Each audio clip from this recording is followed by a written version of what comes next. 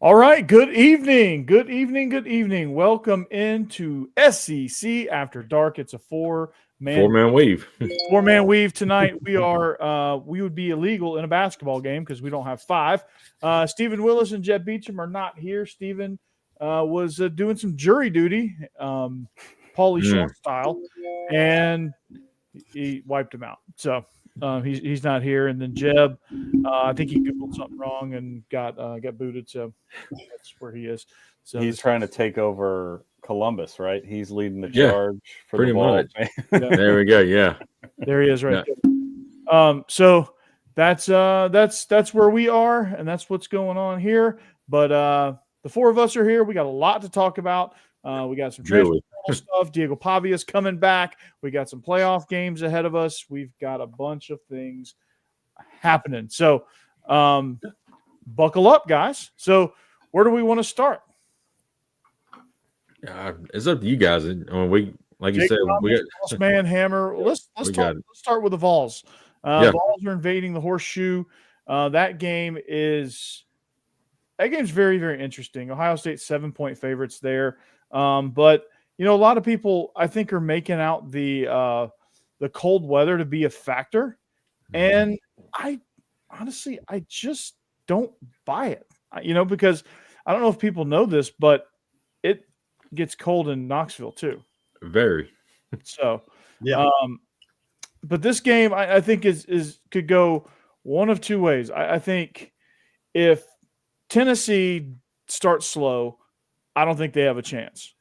I think Ohio State can run away with it because once Ohio State gets momentum at home, they're tough to beat. And if you give them that chance by giving the ball away, 3 and outs, playing sloppy defensively, being paper mache in the run game, all of that stuff. And you give Ohio State that chance, they can certainly jump on you. But if you do what Michigan did and just smother them early, then Tennessee could most definitely win this game and probably win this game going away.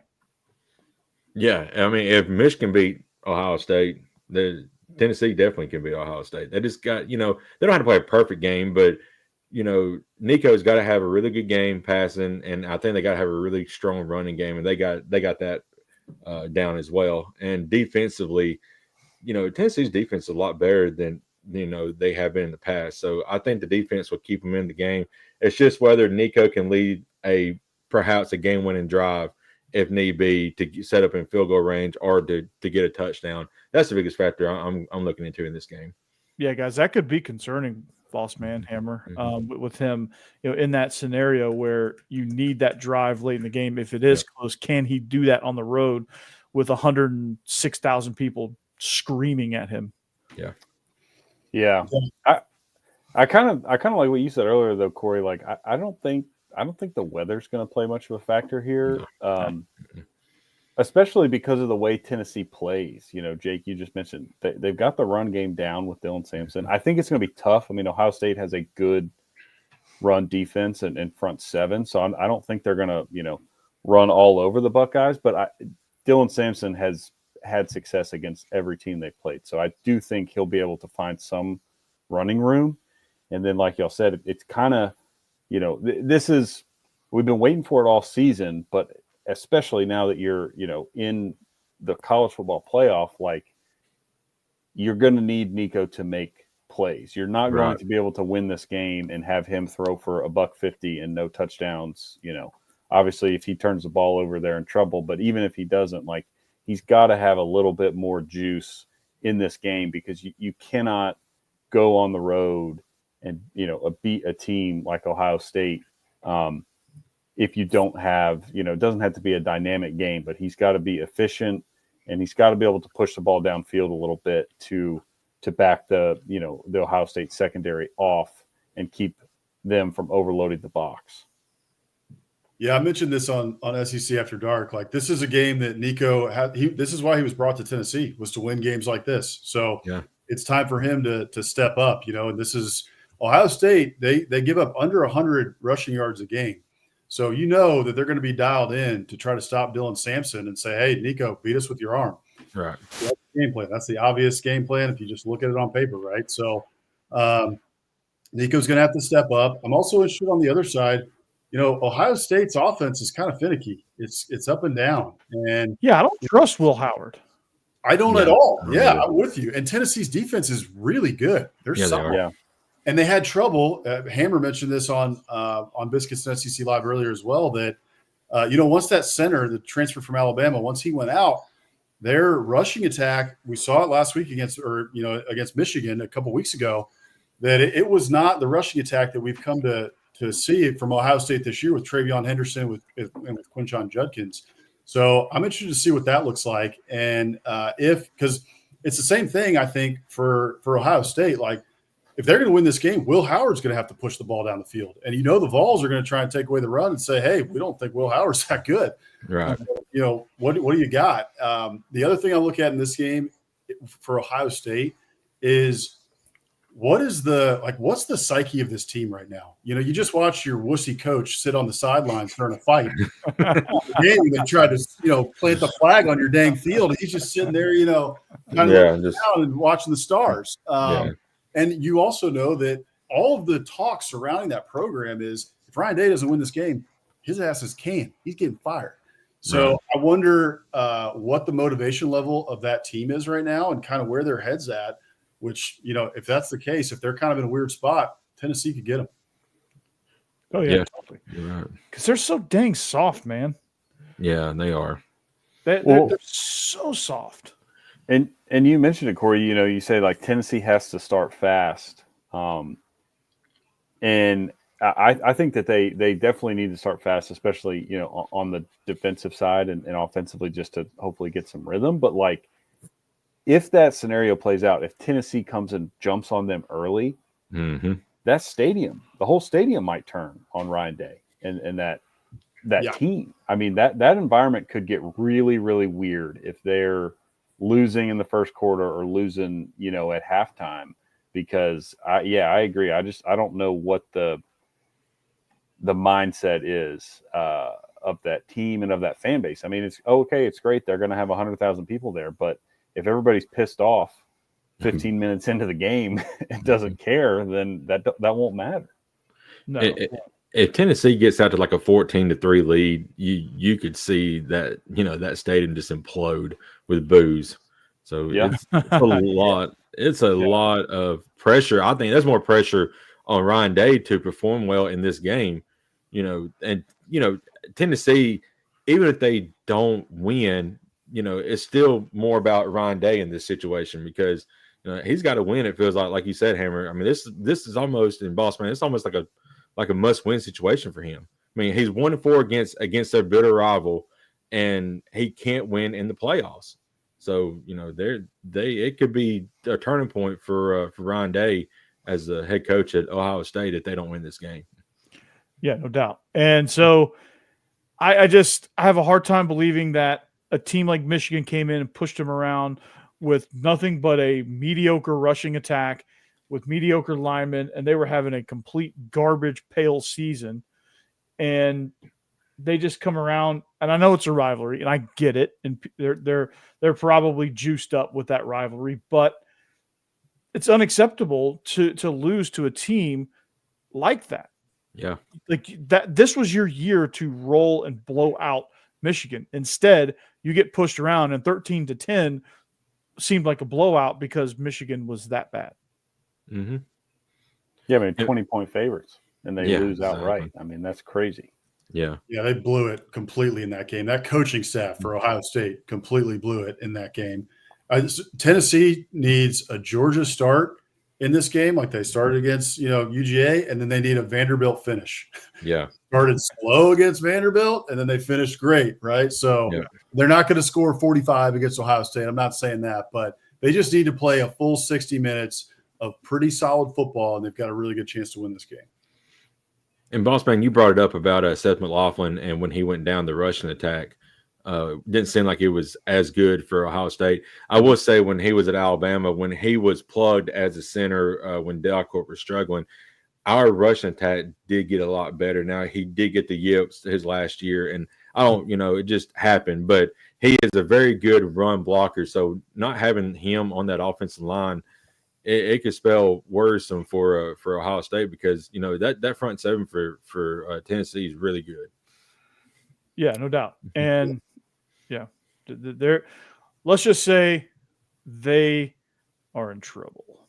I mean, we'll get to our picks later, but I was surprised to see this spread at a touchdown or a little over a touchdown when it first opened up, just because everything we just said. I thought, man, I think, I know it's in Columbus, but I think like Tennessee matches up pretty well with this team. Like what, Vegas knows more than me. I'm at the bottom of the pick standing, so don't take any advice from me. But like when I saw that line, I thought, I wonder like what they're seeing there that makes that spread, a touchdown. Because I just they have the same record, like they look like pretty comparable teams to me from like a physical standpoint. So I'm interested to see how this plays out. Yeah, no doubt. So we'll break it down a little bit more with our picks, but let's talk about this other SEC matchup. It's Clemson and Texas. Texas is hosting the Tigers. The Tigers showed some resolve.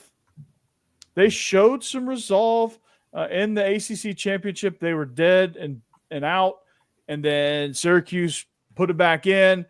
They got off to a great start against SMU, but this Clemson team to me is very, very hard to figure out. But the fact of the matter is I think Texas is just too talented, and Texas is hungry, and they're going to want to get some momentum going for this college football playoff. So this game seems a little bit more out of reach, and I think the dream is going to end for I think it's going to end for Clemson here. They're going to have a valiant effort. I think they get off to a good start here, and then I think it's just going to go south from there. My big thing on this game is what Quinn Ewers is going to show up. Is it going to be the one who's been the leader of the Texas team for a couple of years now, and the one who's played really well in some games, or is it going to be the one who's played awful in some games? And you start like this season, you have some chance for, Manning and to be the starter now. So which Quinn Ewers is going to show up? If the Quinn Ewers that's really good shows up, Texas probably wins this by at least 10 points. But it all hinges on which Ewers shows up here. Yeah, I'm with you there because what Clemson does do a good job of is they can turn you over. Right. And he's injury prone, or he's turnover prone. Yeah, he's very, very turnover prone. Mm-hmm. And that doesn't bode well for Texas. Mm-hmm. And there's a chance that this could be the Arch Manning legacy game, Could be. Texas, I'm with you, Corey. That's exactly what I was going to mention. Clemson is first in the ACC in turnover margin. They're plus 16 this year. And we've seen Texas throughout the year. They have issues. They have a lot of issues with turnovers, and the games, they're so much closer than they should be based on paper, right? And even Texas gets into the red zone, then they turn the ball over. Or, Texas gets a punt blocked at A&M. Like, Texas should have beaten A&M 35-0. Mm-hmm. They should have, and they didn't. They beat Arkansas 20-10. Like, right. Their offense just hasn't clicked like that this year, even though they've got all the weapons in the world, and they should be just mowing people down. And it's because of those turnovers. So that's something to watch in this game is that turnover margin. I think the reason that Texas also don't count out Dabo Swinney, right? Dabo Swinney, great coach. The guy's got 2 national championships, 3 national title appearances. So I think people are writing Clemson off a little bit too much here. The reason, though, that I think Texas has the advantage in this game is because this isn't the Clemson defenses of old, right? This is a good Clemson defense. It's not some of those national title winning Clemson defenses that we've seen in the past.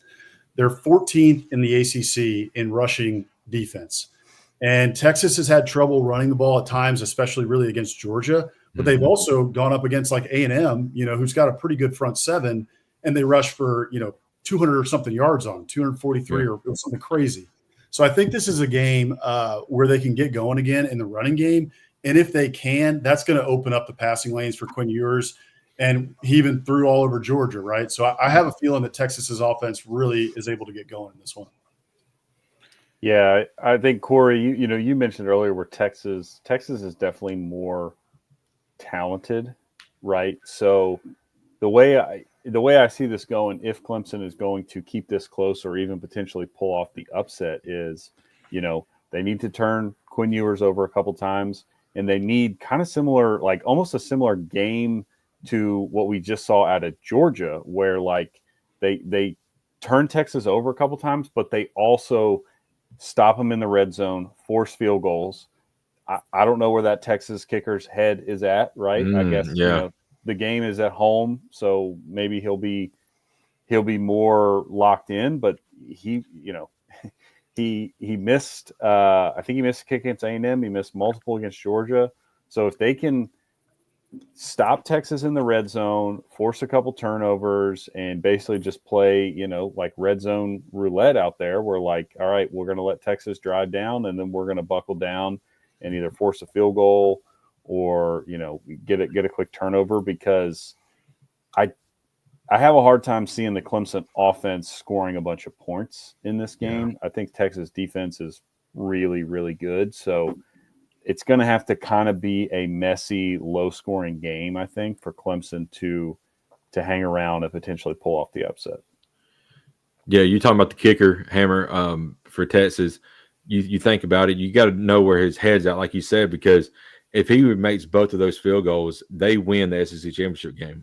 No question. But so knowing that your missed field goals lost your team, that you lost the game for your team, it's got to be right there in his head. So if it comes up again for a game-winning field goal, he may shank it right again or left. So you don't know where he's at. And Clemson's kicker, we know, is a dog. Yeah. Dog. Dog. Hey, from the logo, that guy's hitting it. So, oh my gosh, if it comes down to field goals, I'm taking Clemson on that one. Yeah, absolutely. Texas better score touchdowns here for sure. Yep. Yeah, no doubt. And I still think Texas can get it done, but man, it's they're not going to make it easy. I promise you that. Yeah, no. I'm interested. I can't remember who one of y'all brought up.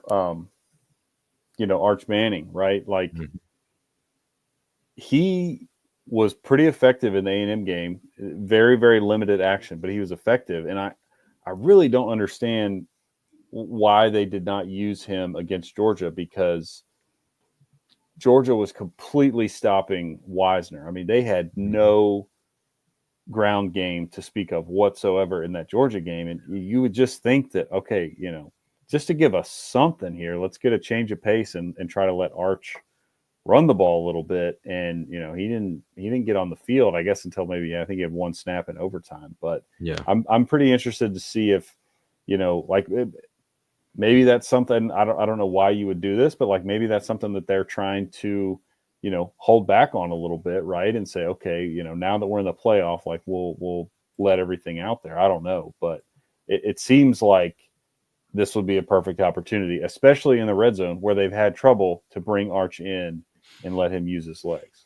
Yeah. I think if this game is like, let's say 14-10 Texas in the middle of the third quarter or something like that, and we haven't seen Arch Manning yet, I could see on like Texas's second or third drive, right, that, okay, we see an Arch package because we need to shake things up. We gotta kind of shake something loose here. And Clemson's defense has been playing well, so let's see if we can catch them off guard with something going on with Arch. And what's crazy, boss man, you brought it up. Steve Sarkisian is an offensive guru.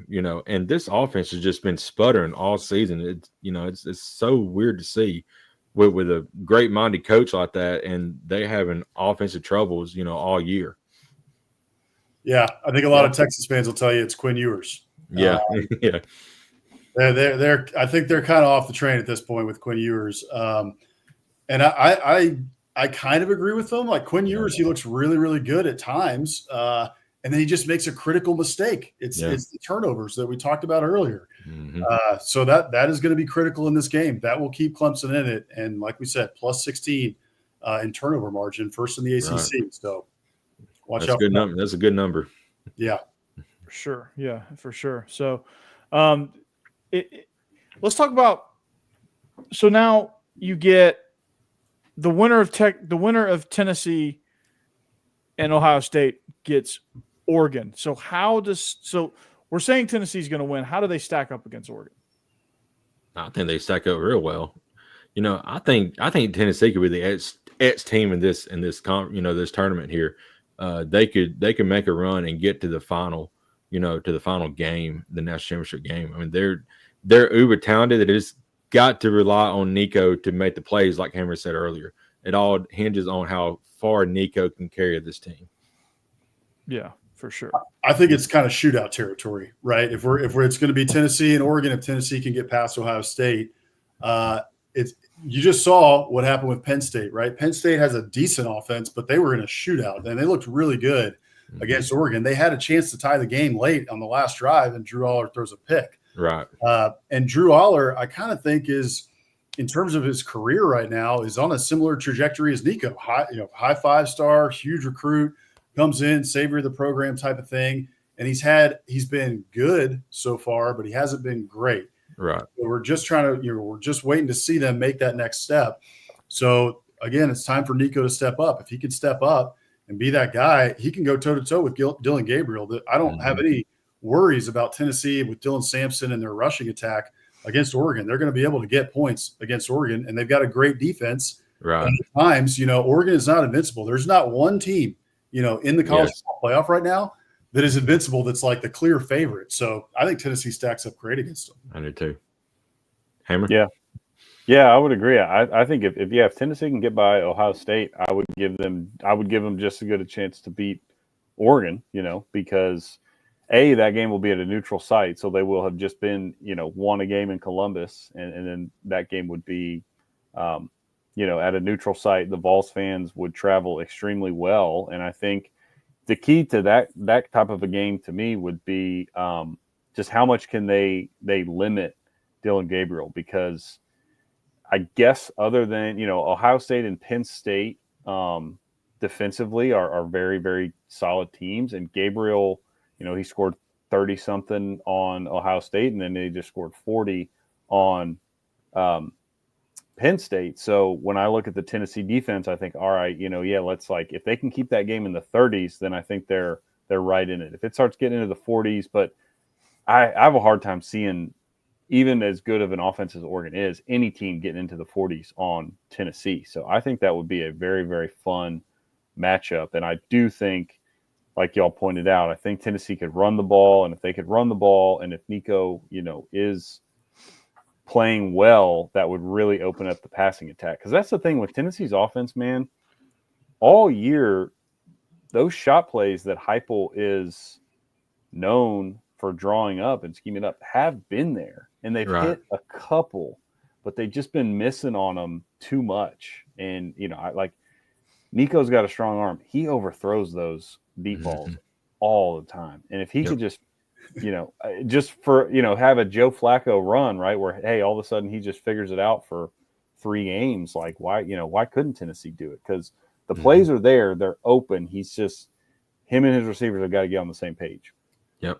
He's Joe Milton light. He's not throwing them to the moon like Joe Milton, but he's throwing them into the atmosphere, I guess. Yeah. Yes, for sure. Yeah. Transfer portal stuff before we get into our picks. Lots happening in the transfer portal. Of course, Ole Miss. Steve is not here to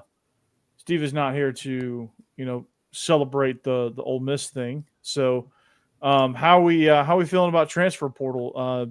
Jake, all your Alabama people are running for the hills, and looks like Vandy's doing really well in the portal as well. And it's crazy. Like Van Buren goes to LSU after Mississippi State fumbles that.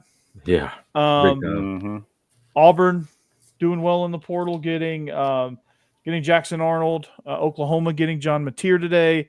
They also get Arkansas Pine Bluff. I think his name is James Gibby, I think is his name. Wide receiver who I think is going to be really, really good. So lots happened in the portal. Of course, Vandy gets not a portal edition, but might as well be. Diego Pavia is returning. He's back. We are effing turnt, is what he said. That's how he announced it. So, and then getting 3 linemen in the last 36 hours. So that's exciting too. So what are some things you guys are noticing in the portal from your teams or just in general? Bossman Hammer. It's hard to keep up, man. Yeah. It's crazy how much is going on. I'd say the winners so far seem to be Lane Kiffin, Portal King, and Ole Miss. If we had Steven here, he could fill us a whole hour, I'm sure, on everything that's going on with Ole Miss. They're completely raiding Fayetteville and Sam Pittman. It's hilarious. It is pretty funny. So Ole Miss right now, winner in the portal. LSU is addressing some serious needs. I think they're doing a pretty good job addressing some of those needs on defense that, all of us have been talking about throughout the year. Yeah. We needed to address. A&M for us, if we're talking about our team here, Hammer and I touched on this on Biscuits and SEC Live. A&M's doing a pretty good job as well right now of addressing the needs, especially at wide receiver. They picked up Mario Craver from Mississippi State. And then they picked up Micah Hudson from Texas Tech, a former 5-star. So Georgia getting Dane Key from Kentucky. It's huge. Yeah. Yeah. Interested to see where Barry on go there. Okay. Yeah.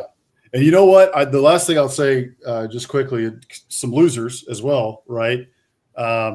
Losers in the portal so far seem to be Arkansas. Obviously, they've lost a ton of kids. So has Mississippi State. And if Jeff Levy had just been listening to SEC After Dark and listening to me tell him that Michael Van Buren has got to be your number one priority to build around, I've been saying it, I've said it a couple times on this show throughout the year. And instead he goes and flirts with Jackson Arnold, and Van Buren, gives him the birds and rolls out of there. So that was a big mistake in my opinion. And he goes to LSU, which great pickup for Brian Kelly. I think that kid is the quarterback after Nussmeier here. So yeah, Van Buren could supplant.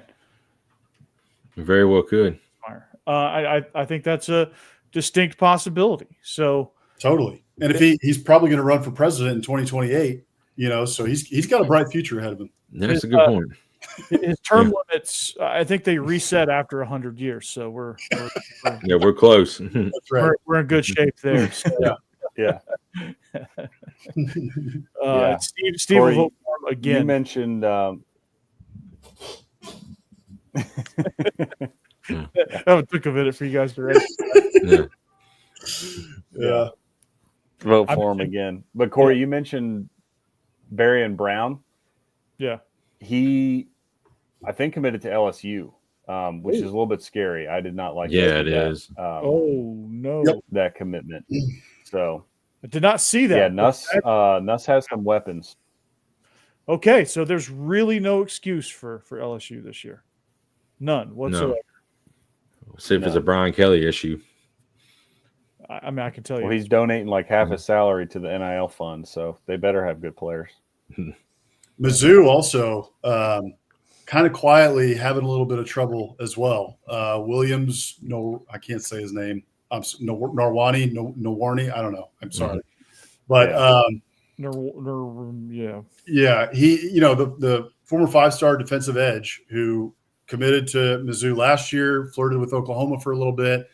He goes in the portal, and then they also lost a running back as well, who I believe committed to Ole Miss. So a little bit of attrition there for Mizzou, which I don't know that they were expecting all of that. And then they're also obviously going to be losing Brady Cook, who his eligibility has run out, and they're going to be losing Luther Burden to the NFL draft. So Mizzou kind of, a little bit shaky ground, losing some players. Is Weiss going to the NFL too? Theo Weiss? I don't know how old he was, but he's probably. I don't know. He should. He's pretty good. I think he could. Yeah. I think he could be a good, solid number 3, number 4 for somebody. Get in, get some reps, catch a few balls, catch a few first downs. Yeah, I agree. The only reason he would be back is if he's got a COVID eligibility year. I think because I think his eligibility otherwise has run out. Yeah, he's classified as a senior, so I guess he will have COVID year. But I mean, he could go to the NFL draft. He's really good. Mm-hmm. One more random portal thing to bring up. I don't know if y'all saw this, but it was going around Aggie Twitter because Zach Calzada was visiting Kentucky this weekend. So he, of course, played at A&M for several years. He's a Jimbo recruit, transferred to Auburn after A&M for 1 year, and then he was at an FCS program, Incarnate Word, in San Antonio for the last 2 seasons, I think. Somehow still has eligibility left and is back in the portal and might be back in the SEC, which would be hilarious and awesome for a million different reasons. I want him to go to Kentucky. Yeah, that'd be amazing if he went to Kentucky. I want him to go to Kentucky. So Hammer, before you got on, I was telling Corey and Bossman, I don't know if you saw it, but Cam Rising got another year of eligibility. This will be his 8th year. Now, Cam Rising and Trevor Lawrence come into school together. They come in college together, played high school against each other. Trevor Lawrence has been at Jaguars like 5 years now, and Cam Rising's still floating around in college.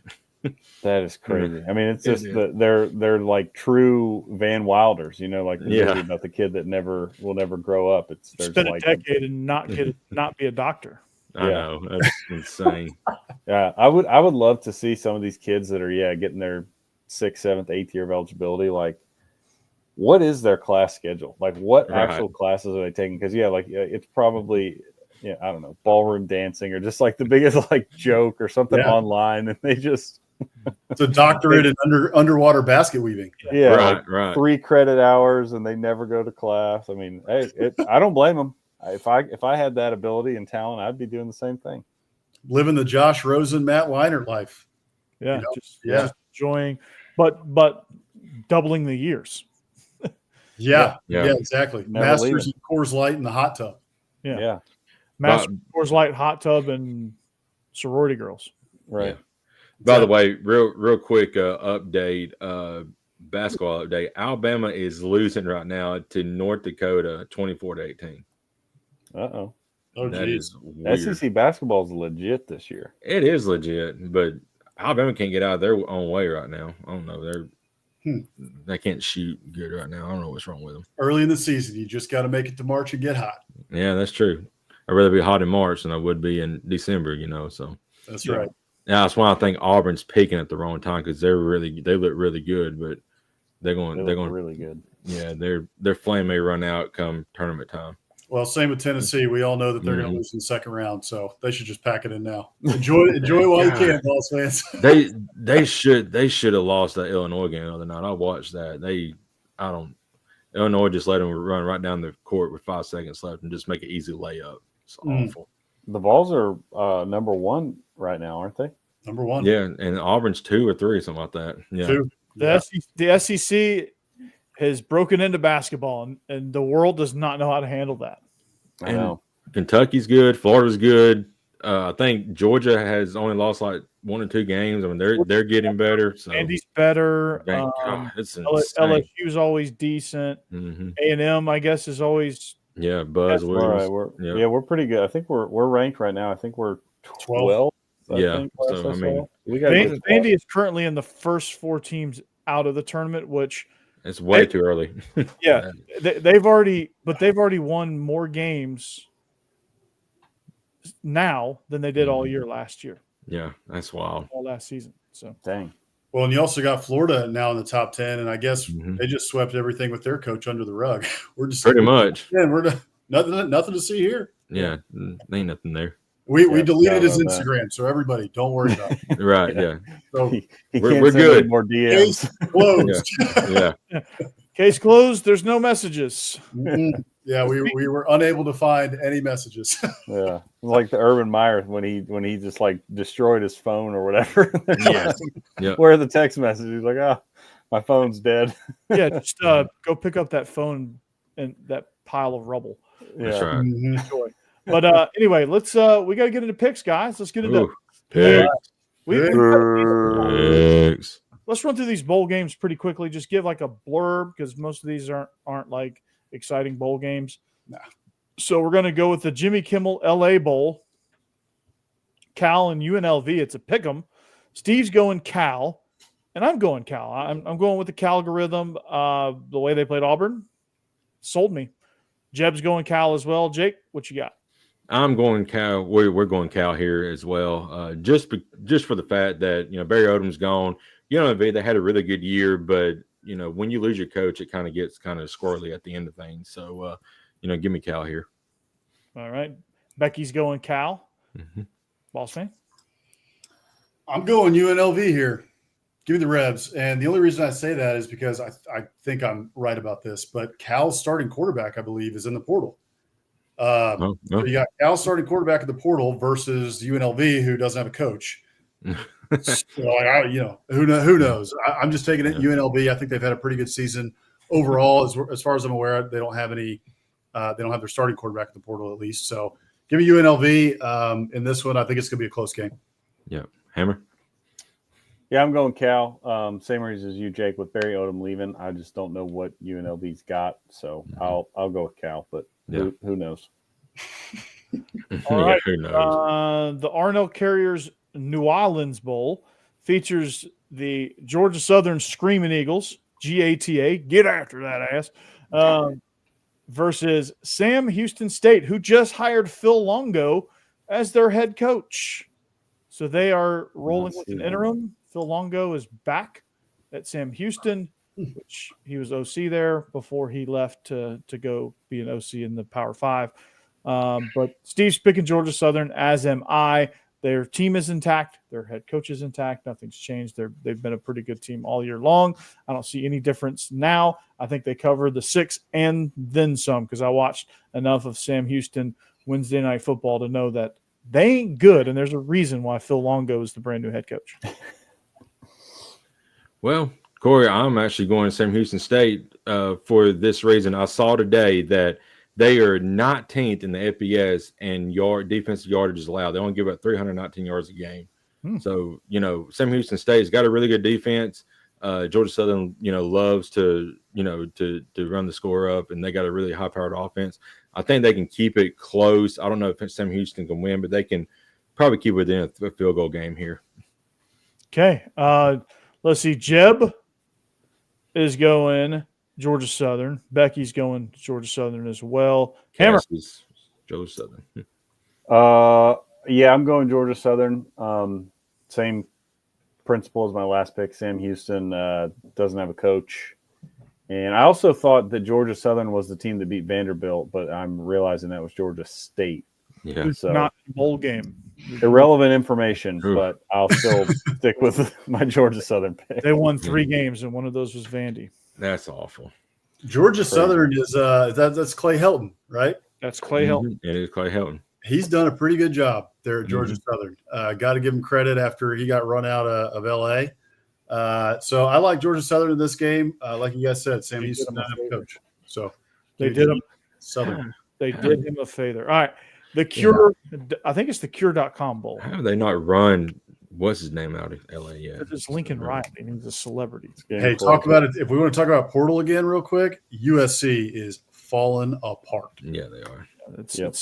It's sad to see, but not really. All right, Cure.com Bowl, Ohio, 3-point favorites over Jacksonville State. Rich Rod, no longer the head coach at Jacksonville State. He is now back home in West Virginia, country roads. So that leaves Jacksonville State in a state of flux, which means I'm agreeing with Steve here. We're picking Ohio. Jeb's also picking Ohio, and I'm picking them for the reason of they're pretty stable and stable teams usually win in the bowl games. Yeah, I'm picking Ohio as well. Cassidy is too. Real quick story. Cassidy's has a nephew or cousin. I can't remember how the family tree works, but anyway, that is a student there at Jacksonville State, and I saw him at our dinner the other night, and I asked him, I said, "Well, how does Jacksonville State do in the bowl game?" He said, "They're not going to do good without Rich Rod." He said, "Rich Rod come back or went to interview and just come back, grabbed his stuff, and left. He didn't talk to the team or anything. He just left." I mean, that's wow. That's who he is. Yeah, that's exactly. Rich Rod for you. Jeez. So yeah, Jacksonville State's supposed to take a nosedive, and it's going to start this game. So give me Ohio. Yeah, it ain't good. I'm I'm glad that you guys are following my lead and are now on the Ohio Bobcats train after all you guys picked the Red Hawks a couple of weeks ago. But yeah, I've been an Ohio fan for about 2 weeks now, and I'm going to continue to roll with the Ohio Bobcats in this one. I think they get the job done. Like you guys said, Jacksonville State does not have their leader, and I think the Bobcats are stable right now. I'm forgetting their quarterback's name, but he played extremely solid against the Red Hawks. Doesn't matter. Doesn't matter. Give me the Bobcats. Doesn't matter. Yep. Same. Go Ohio. Mm-hmm. All right. Portal news, Damon Payne. Jay, yeah. Just so you know. All right, our next game is the Gasparilla Bowl. What I thought was going to be a matchup between Tulane and Vandy is now a matchup between Tulane and Florida. Mensah is gone. He's going to Duke. So they're using their backup quarterback, and their coach had some distraction with the North Carolina job, who got beat out by some guy named Bill something. Bill Belichick. Yeah. Unknown. Yeah, Campbell Bill. some relative unknown guy. Taking a flyer. Yeah, taking a flyer on some guy. I don't know I don't know what his coaching acumen is, but we'll see. But anyway, Florida. I believe in the Gators here. They're red hot right now, and that was, if you'd have told me that I would be saying the Gators are red hot and I'm picking them as 14-point favorites over Tulane in a bowl game, I would have said you were crazy. But here we are. DJ Lagway's legit, and I think they're gonna run it up on Tulane. And Steve and Jeb also probably agree with me. And Becky. Yeah, we're taking Florida as well. A healthy DJ Lagway is incredible. He's a cheat code. So I think he's going to have a big game here. And so give me Florida. Yeah, Florida's got DJ Lagway. Tulane doesn't have Mensah. Pretty simple. Yep. Give me the Gators. Yep, I'm going the Gators as well. Everything y'all said, spot on. And Corey, real quick, if you would have, two teams right now, I would not want to play, at the end of the year for the SEC, and that's South Carolina and Florida. Honestly, that both of them are red hot right now. Yeah, Florida probably. I would just say Florida's more red hot than South Carolina. Yeah, South Carolina has a better record because they were red hot for probably before Florida got red hot. So the next bowl is the Myrtle Beach Bowl, Coastal versus the Roadrunners. Meet UTSA. Looks like Steve and Jeb are going with Coastal. Becky and I are going with the Roadrunners. And for the simple fact that they're 8.5-point favorites for a reason. Don't know a whole lot about them. I don't know a whole lot about Coastal. I'm just going to go with Vegas here. I'm picking Coastal. Cassie's picking the Roadrunners, but I don't know why I'm picking Coastal. I guess because I like that Greenfield and they're I don't know. It's just weird, but anyway, I think they can keep it close. I don't know if they can win, but I think they can keep it within a touchdown. Since JB Chadwell left, I don't know anything about the Chandeliers anymore. So I think Jeff Traylor, former Texas A&M head coach in waiting, like way down the line. He thought he was going to be the Texas A&M head coach. He is not. But I'm also the head coach in waiting at Texas A&M. Same here. Yeah, Traylor was 8th in line. I was down the line. Yeah, Corey, I think you were 6th. I think you were ahead of him. Yeah. Just one spot though. Yeah, just give me the Roadrunners. I don't know, man. Just give me Give me UTSA. Yep. I'm going UTSA too, but I don't know anything about either one of these teams, so I'm just taking the favorite. Although this game, I mean, maybe it'll be a Coastal home game basically because it's 20 minutes down the road at Myrtle Beach, but whatever. Give me the Roadrunners. Meet. All right, so I can only take that so far. I got to get my mileage out of that. The Idaho Potato Bowl, Boise State. They're lending their field to Fresno and Northern Illinois. I'll be honest, the only thing I know about this matchup is that Northern Illinois beat Notre Dame, and that's good enough for me. Yeah, I don't know much about either team. I know Northern Illinois beat Notre Dame, but in Fresno, I saw that they're undefeated at home this year, but they're off on the road. And technically, this is a road game, so just give me Northern Dame. No, not Notre Dame, but Northern Illinois. Cassie's picking them as well. Yeah, Northern Illinois beat Notre Dame. That's about it. I was going to try to think about – so who's the away team here? You say is it Fresno? I'm not well, sure. yeah, It's technically a road game for them, though. So I think that means they're going to be wearing the red jerseys, which means it's going to look god awful on that blue Smurf turf. No. So they're going to be wearing red on red, probably. Yeah, right. Red on red on the blue Smurf turf is going to look terrible. So for that reason, I'm going with Northern Illinois, and I think that they get to dump the fries and all that salt at the end of the day. So nice. Give me the Wolves or whatever they're called. Red Wolves. Fries. Yep. Give me Northern Illinois too. No reason. Just rolling with Northern Illinois. Yeah. Our last bowl game is the Hawaii Bowl. South Florida versus San Jose State. San Jose State is favored by 4, and I think probably mostly because of geography. I think is why they are favored, because it's a shorter trip for San Jose State. South Florida, a team that Jake would rather have nothing to do with. Nope. Steve is picking South Florida. Jeb is picking South Florida. Becky's picking South Florida. I am not picking South Florida. I'm picking San Jose State because of geography mainly. I think these are two very equal teams. From what I know about South Florida, they gave Bama all they could handle for 2 years.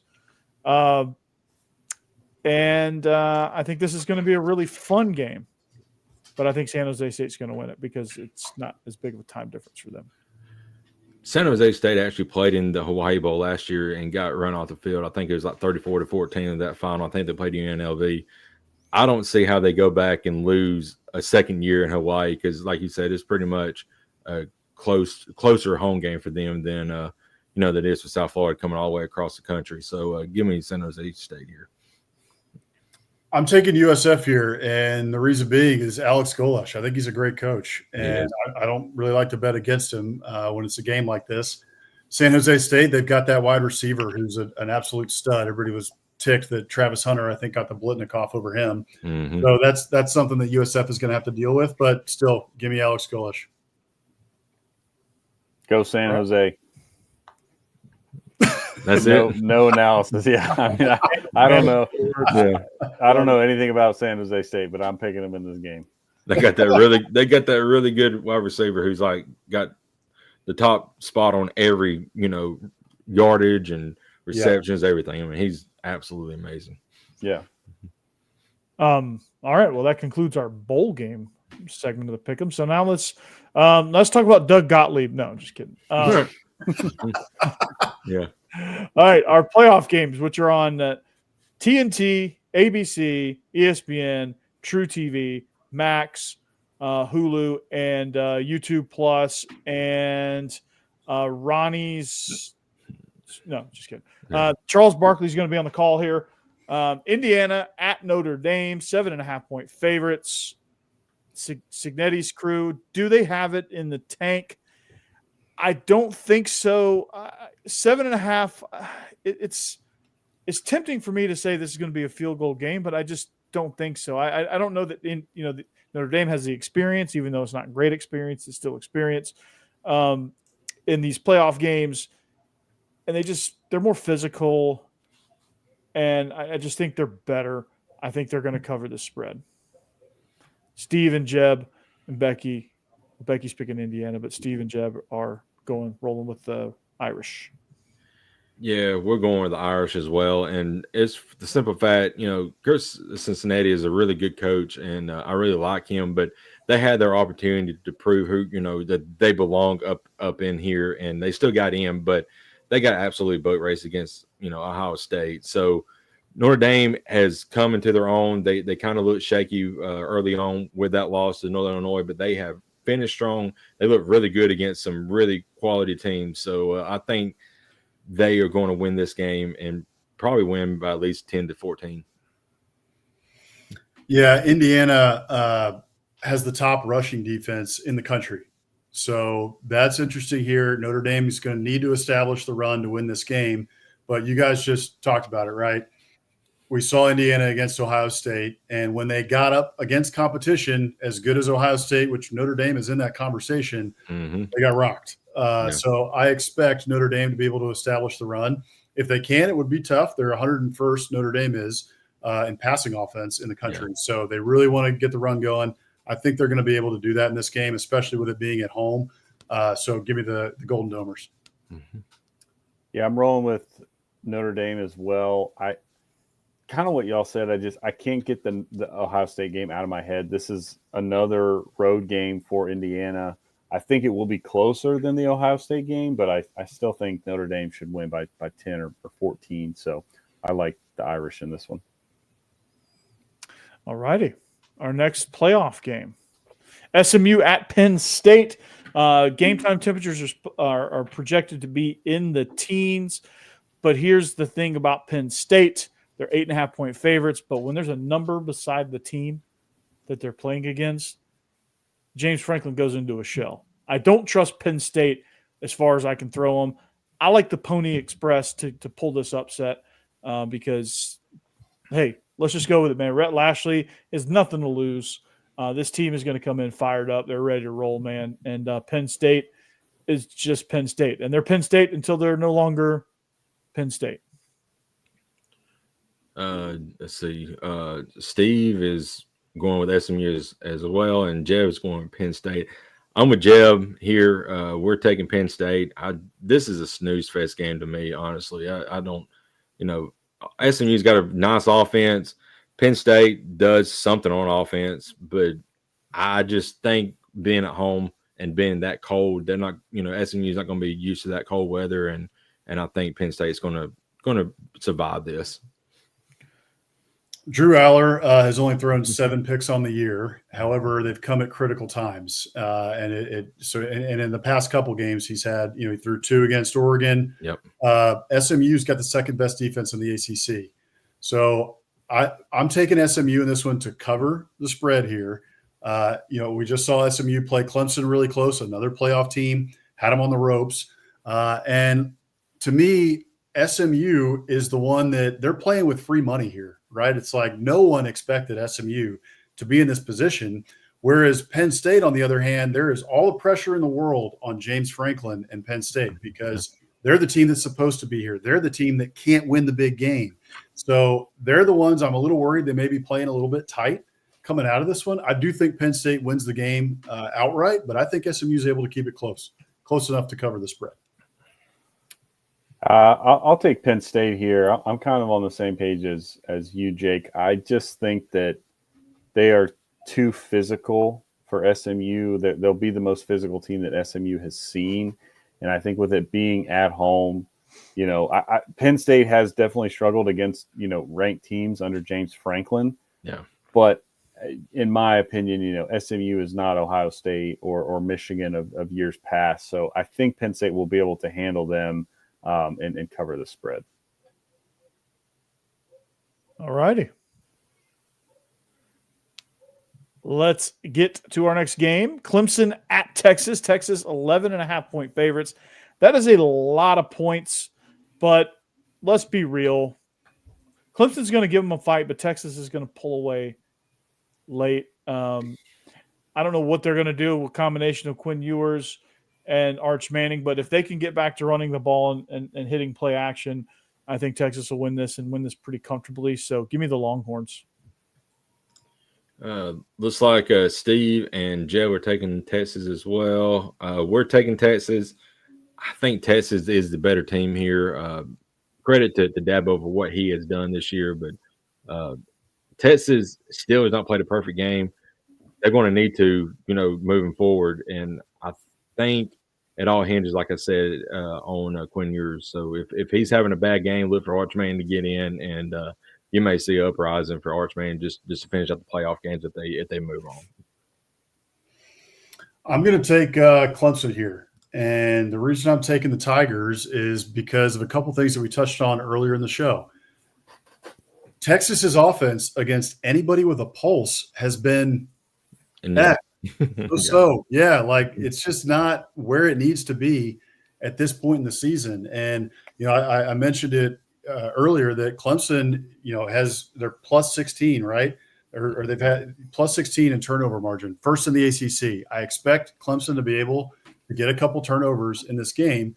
I expect Texas to win it, but I just don't think they cover the spread. And I think Cade Klubnik in his homecoming plays pretty well. Overall, I think that Texas is the better team. Texas's defense, as they have done all year, is going to be the ones that get them over the hump in this game. But I expect 1-2 turnovers, and Texas kind of plays with their food and messes around, and Clemson hangs around. Yeah. I'm going with Texas, as painful as that is to pick them to cover the spread. I think the defense is what covers the spread for Texas. I don't expect Texas to score a ton here, but I really have a hard time seeing Clemson scoring much in this game. So I'll take Texas to cover here in a pretty low-scoring game, but just kind of suffocate the Tigers. All righty. All Longhorns, except for Becky. So, and Boss Man. Yeah. So Tennessee at Ohio State. Ohio State 7-point favorites. The way we talked about them, Steve and Jeb and Becky are all picking Tennessee. I agree with them. I just don't see a world where Ohio State is tough enough to hang with a team that specializes in defense and run game. Ohio State can't defend. They're soft. And if Tennessee can control the ball and control the clock, Ohio State's going to get all out of whack. The only thing they're hanging their hat on is the weather. That's not going to be a factor because, it gets cold in Knoxville too. So they're used to it. It's not like a huge deal. So I think Tennessee is just better up front. They're better running the ball.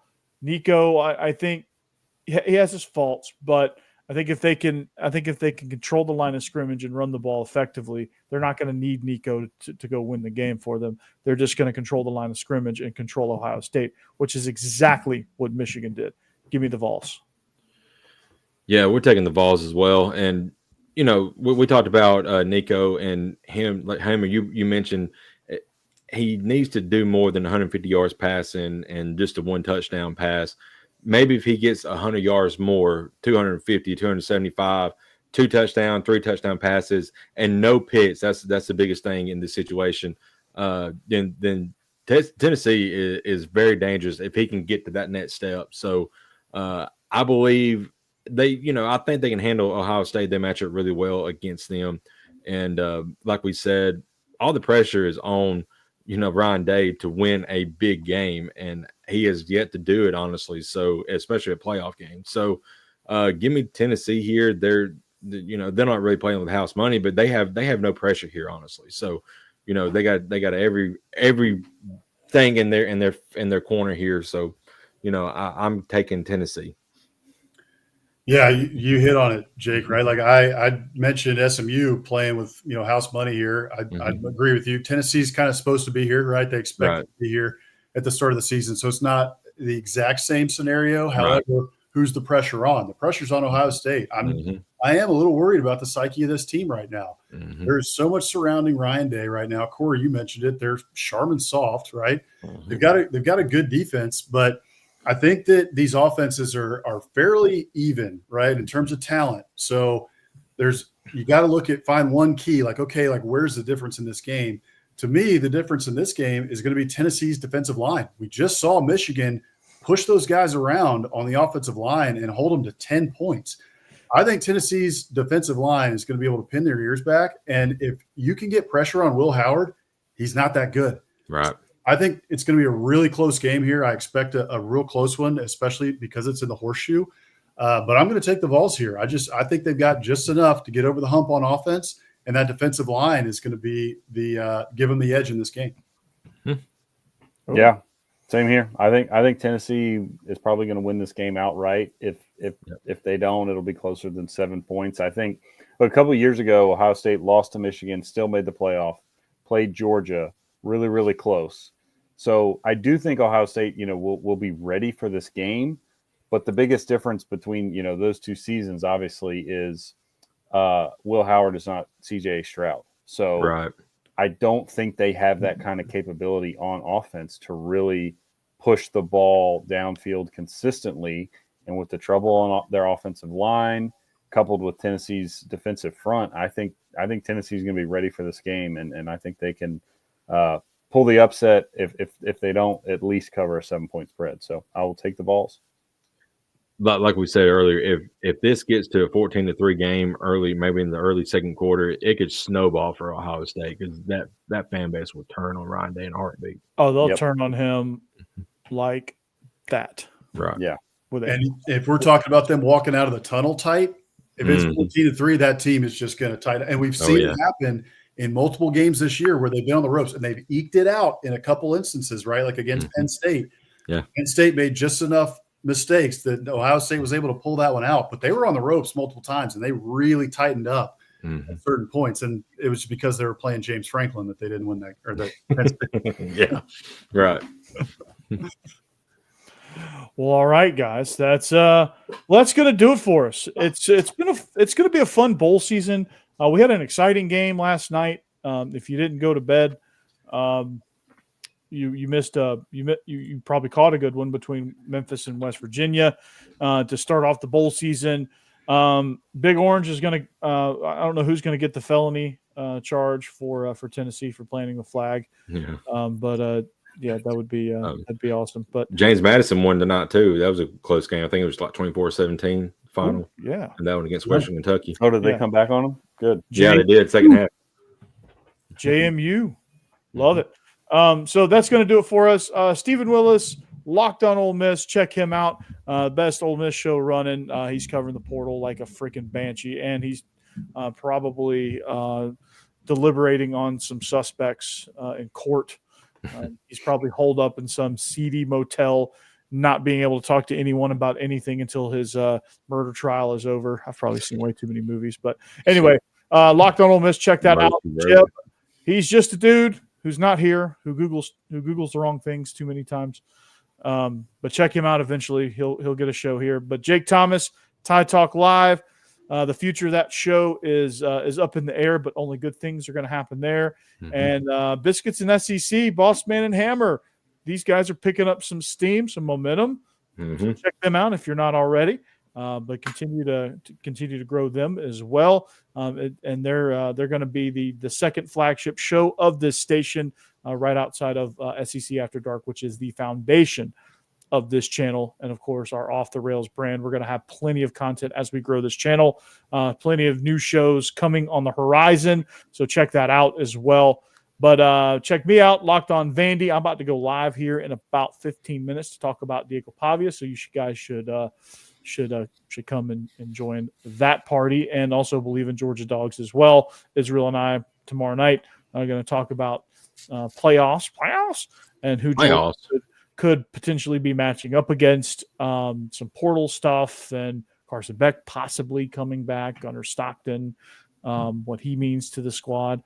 We'll break all of that down. So check us out there. But SEC After Dark, check us out every Wednesday night. If you like us, follow us all on social media, subscribe, comment, all that good stuff. We appreciate you guys' support. And with that, go Dogs, anchor down. Peace. Roll Tide. Dig 'em. Dig 'em. Boiler up.